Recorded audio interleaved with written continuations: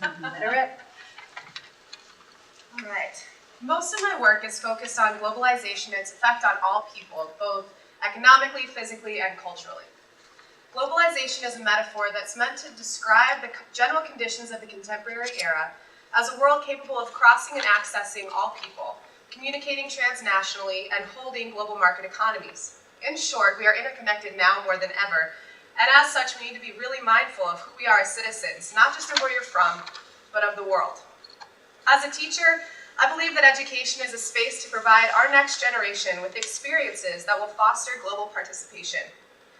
What are we as citizens of the world doing to make this world a better place? How are we teaching people to be in the world?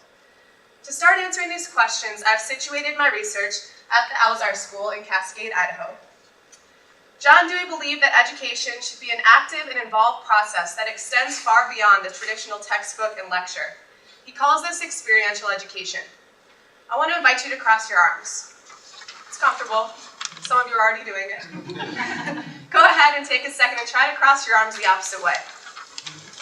It's a little bit harder, a little bit more difficult, causes you to think a little bit more.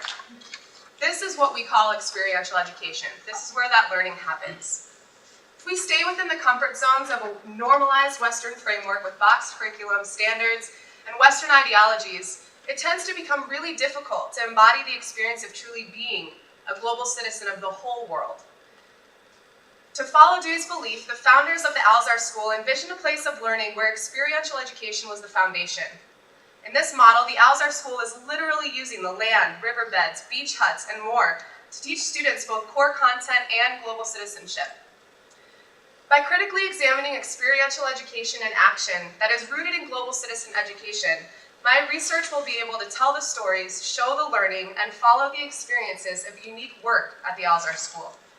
I am a teacher and mentor for high school-age students during their semester of backpacking, paddling, international travel to Chile, and service work at Alzar, where the motto is, when we need a classroom, the world awaits, literally. This critical case study will show evidence of how one school is providing opportunities of being a global citizen.